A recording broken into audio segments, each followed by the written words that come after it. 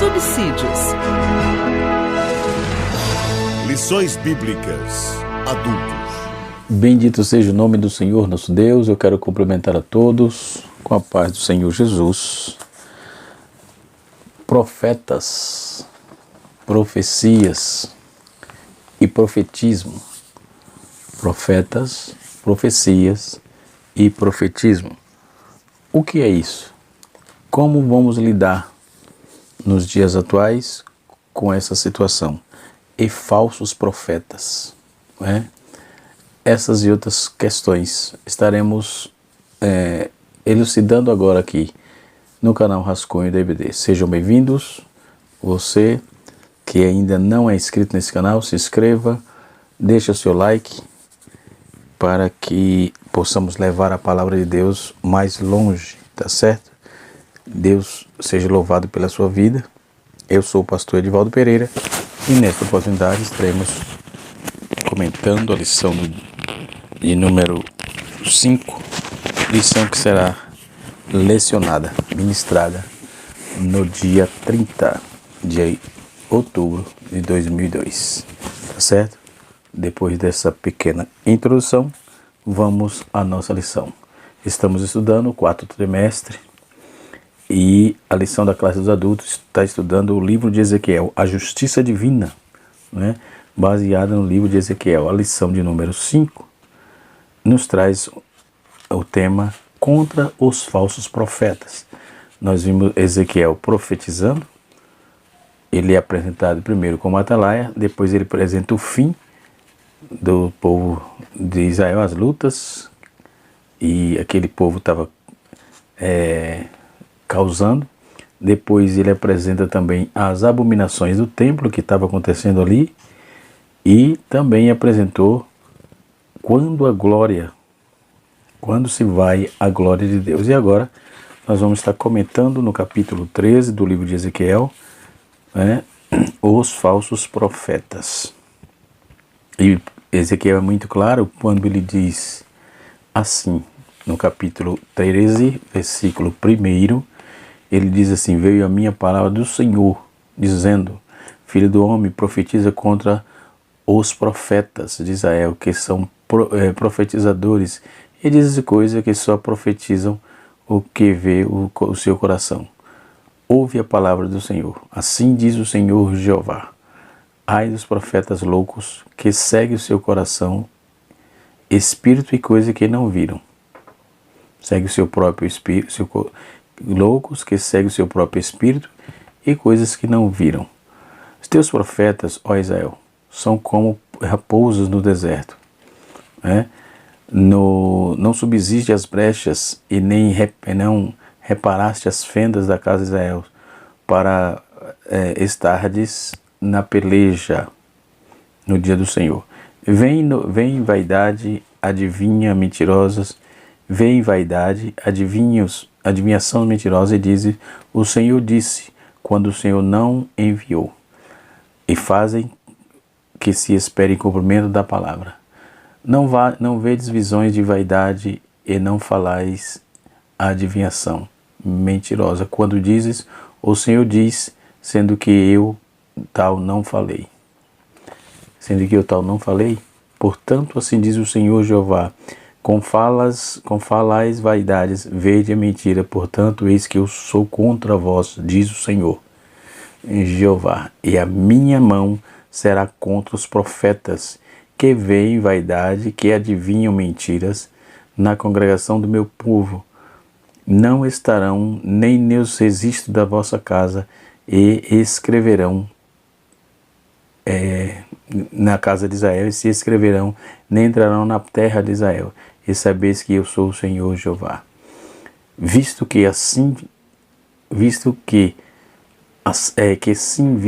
andam enganando o meu povo, dizendo paz, não havendo paz, e um edifica e a parede ao lado, e outros repocam o cal não adubado.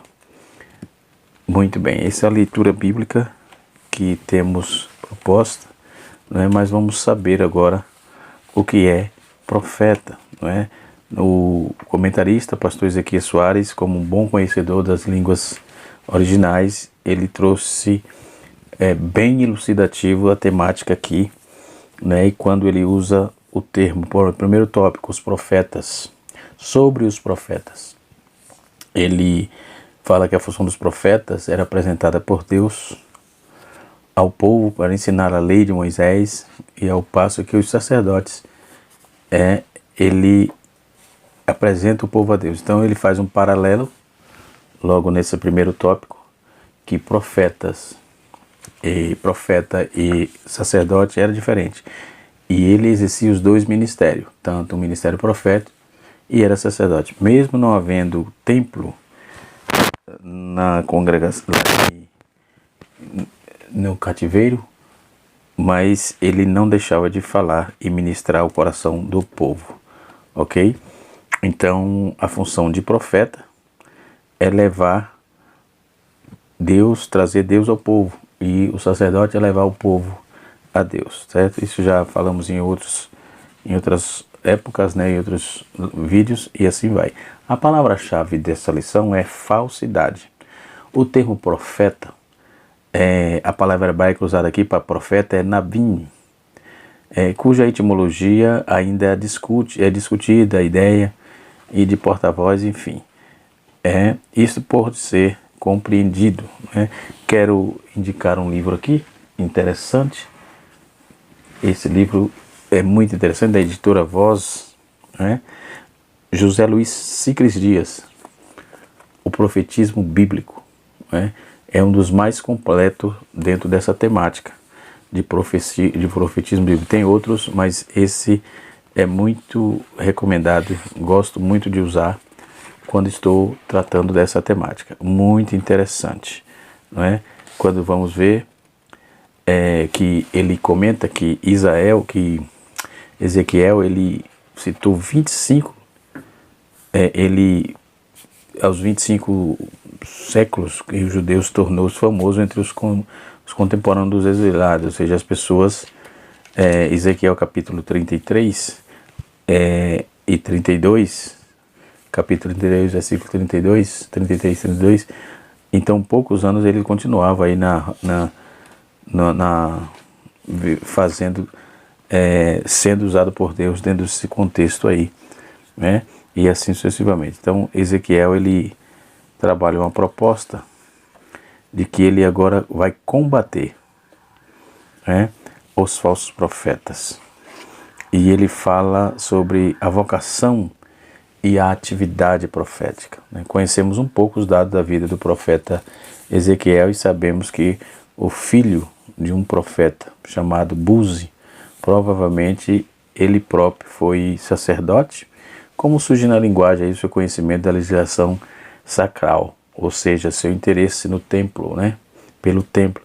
De qualquer maneira, ao ser desterrado de longe de Jerusalém, não pôde exercer o seu ministério. Não sabemos qual a idade que ele foi deportado, não é? Então Flávio José disse que ele era criança, não é?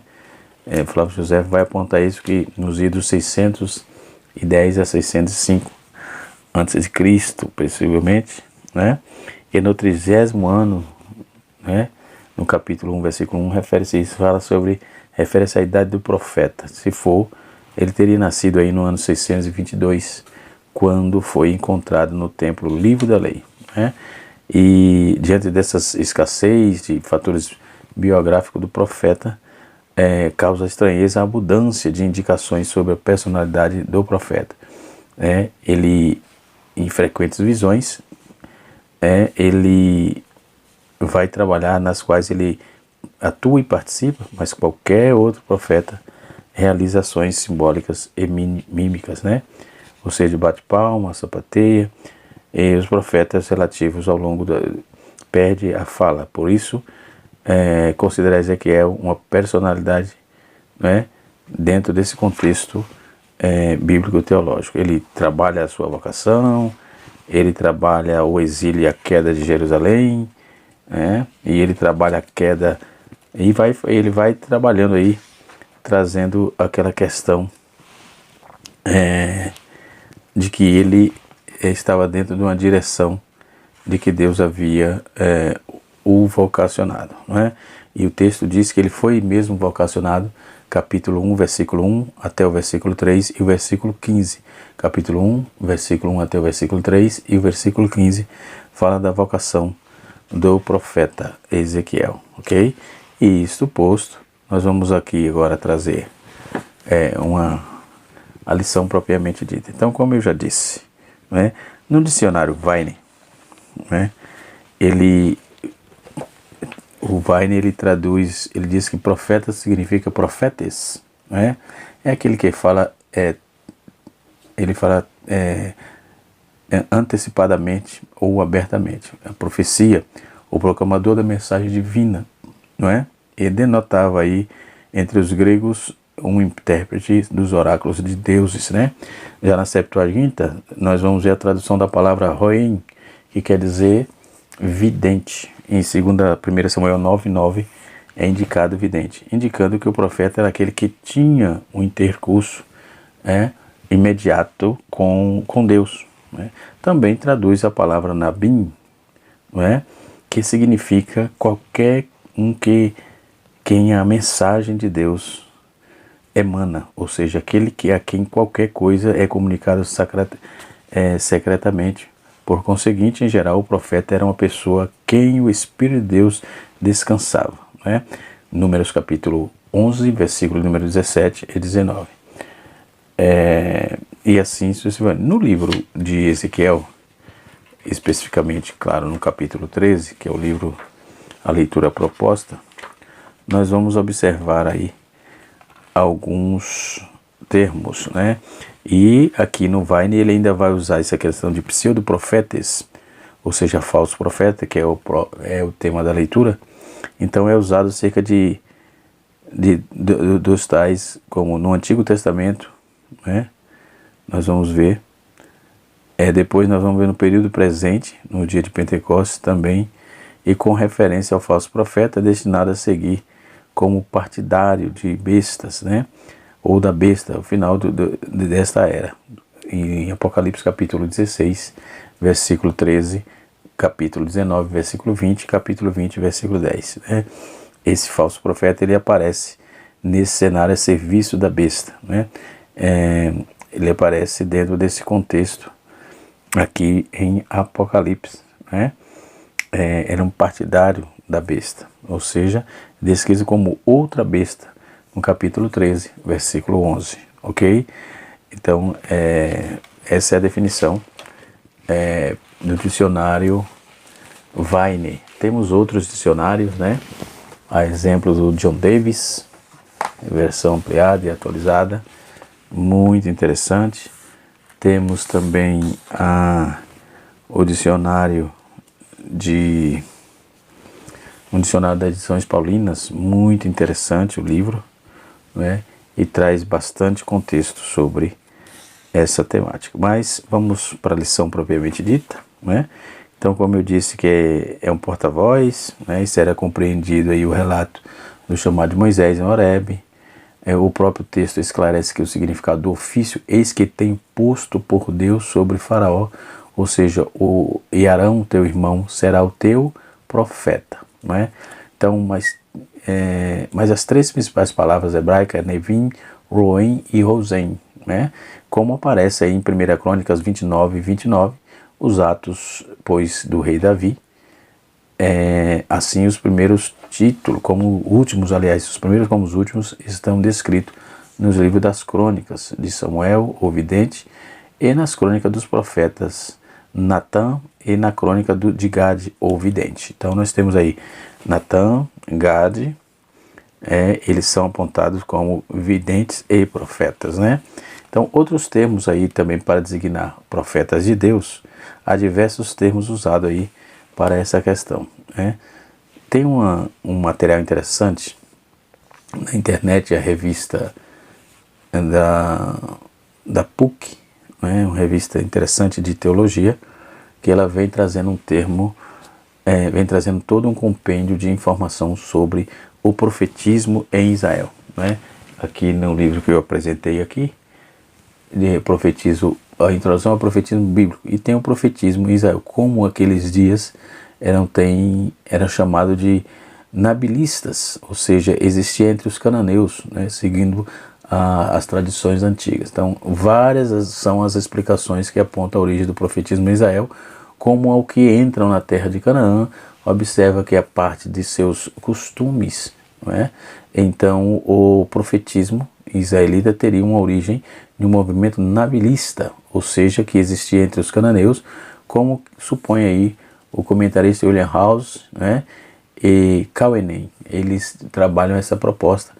Ainda assim, nesta argumentação, não se pode provar a existência desse movimento nabilista entre os cananeus.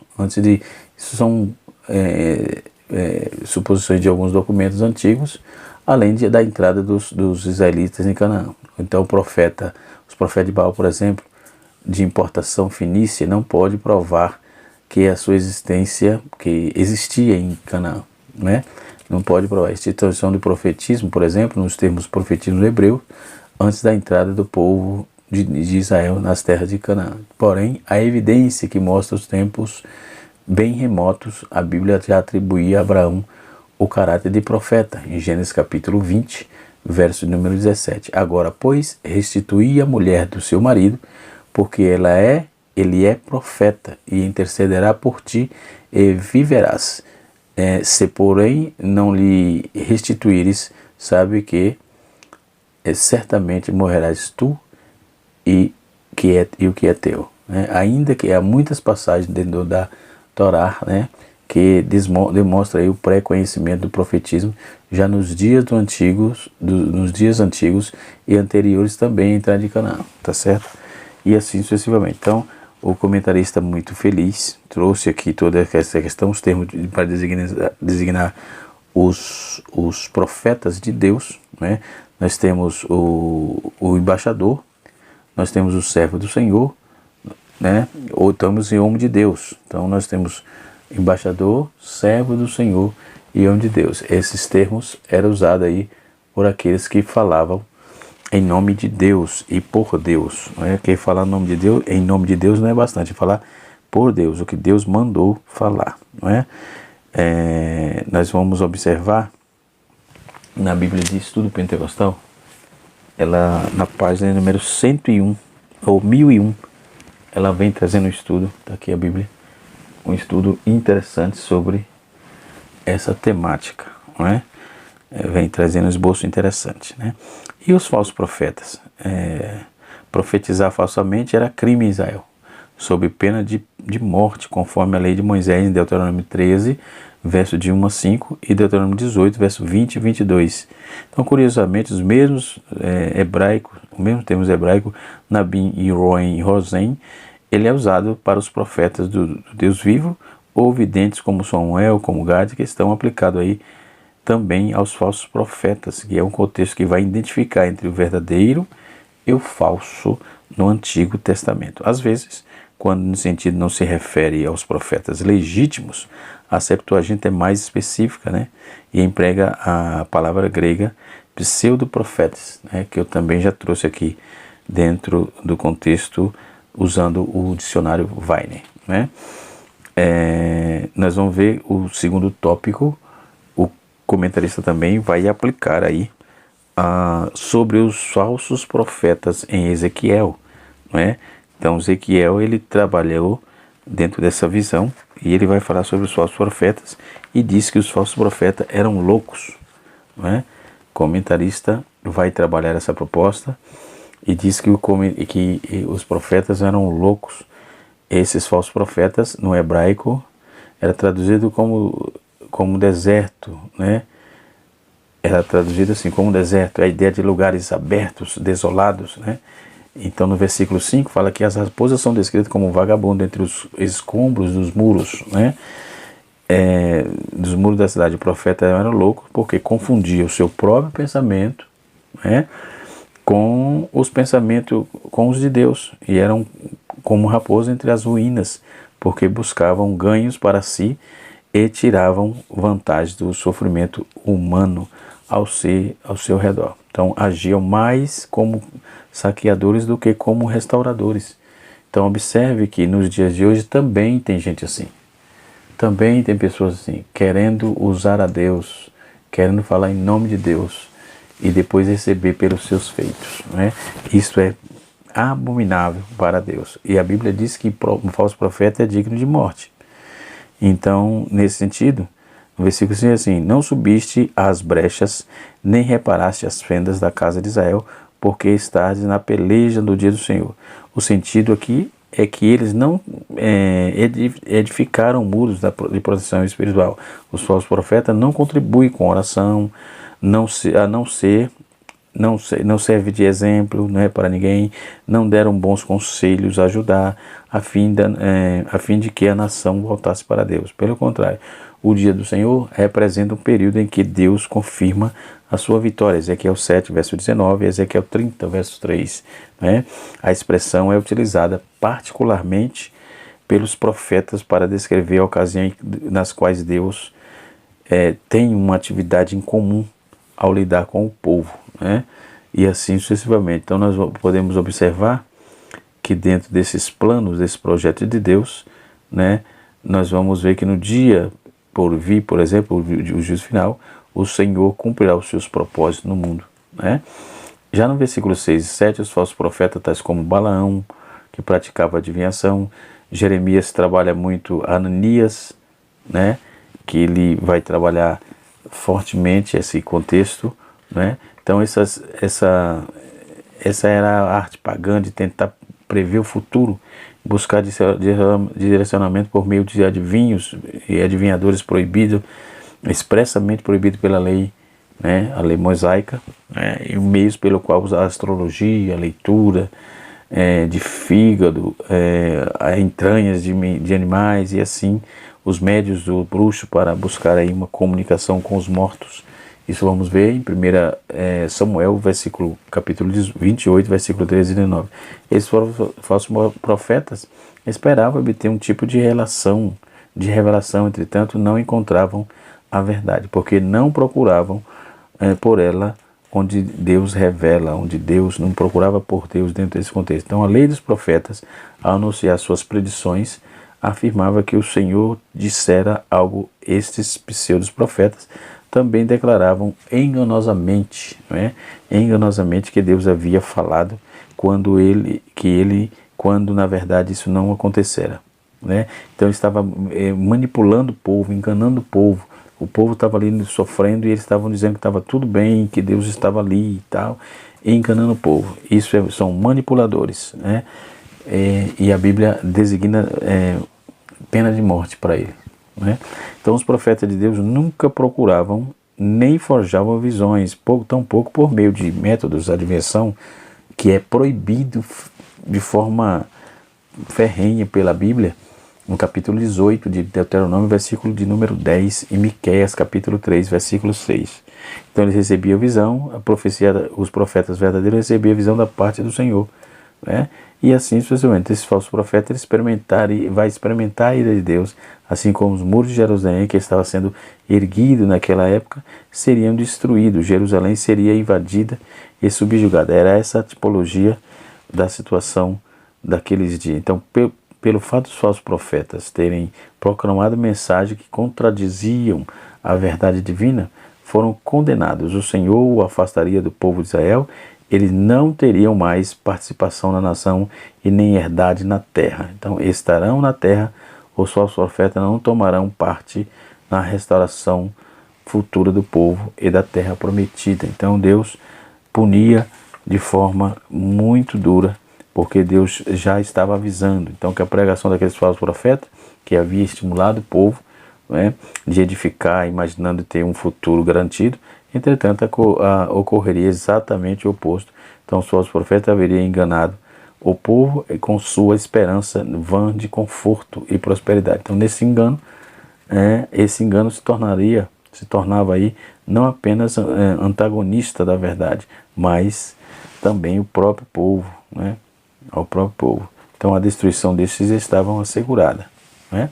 E assim sucessivamente. Podemos observar que dentro desse texto, dentro dessa visão bíblica, não é? Deus, ele não tolerou e jamais tolerará mentiras, não é? De falsos enganadores, mentiras de qualquer espécie. Então, quando vamos ver a expressão profeta de Israel, só aparece nas duas vezes que o Novo Testamento, somente aqui no Antigo Testamento, aliás, em Ezequiel, capítulo 13, né? Essa expressão profeta de Israel, ela aparece no Ezequiel 13:16 e Ezequiel 38, versículo de número 17. Não existe nas escrituras hebraicas uma palavra específica sobre falso profeta. O termo profeta pode ser aplicado também a falsos profetas, como eu já disse, né?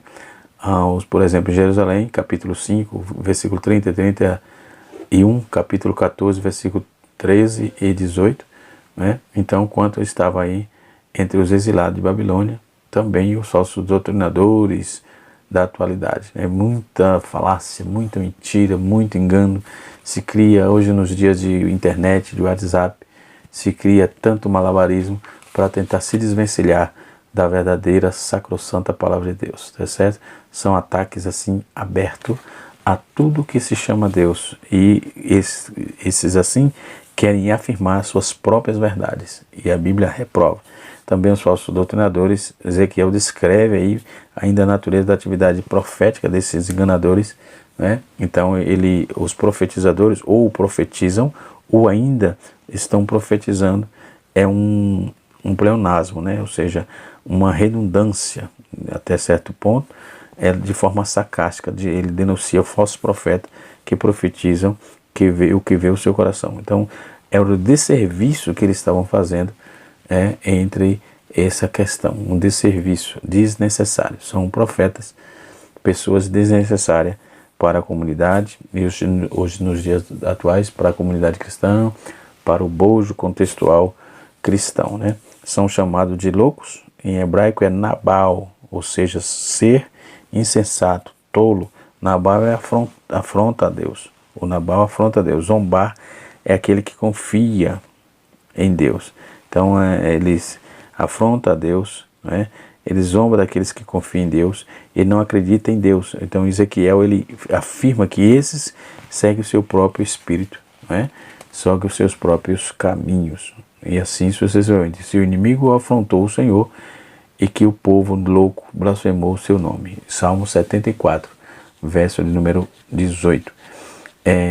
Falando ainda sobre essa pose no deserto, que eu trouxe aqui também o escopo dentro desse contexto, nós vamos observar que a raposa no deserto, no versículo 4, esse é um quadro de metáfora dos chacais, né, em que meio às ruínas das cidades, civilizações devastadas, isso significa na verdade que eles estão sendo chamados de profetas chacais. Essa linguagem demonstra o caráter destrutivo e perigoso que os falsos profetas representavam à nação. E hoje, na Igreja de Cristo, nos dias que vivemos, Jeremias apresenta um duro discurso contra eles em Jerusalém, né? Isso nós vamos ver Paulo também escrevendo aos Coríntios, capítulo 11, versículo 3, 4, versículo 13 até o versículo 15. Desse duro discurso contra eles em Jerusalém, Jeremias capítulo 23, versículo 9 a 40, né?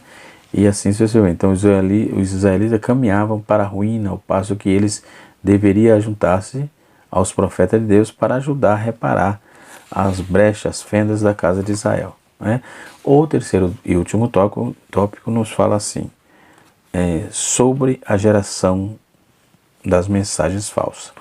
Hoje, nos dias atuais, precisamos ter muito cuidado, né? Porque a ideia, principalmente no meio que nós vivemos, né, precisamos ter muito cuidado, porque é muito enganador, muita gente mentindo, muita gente querendo falar em nome de Deus, Deus não disse, muitos querendo cantar profecia que Deus não mandou, e assim sucessivamente. Então Israel havia experimentado os falsos profetas, opositores da ordem de Deus, como Ezequias, por exemplo, Zedequias, filho de Kenana, né? Mas a febre da crença de mentira e as falsas profecias é semelhante ao interesse, a busca com avidez espantosa pelas mensagens falsas na atualidade, né? O profeta no Antigo Testamento, né? O profeta no Antigo Testamento refere-se ao profeta legítimo, né? Como eu já trouxe aqui, o profeta naqueles dias, né?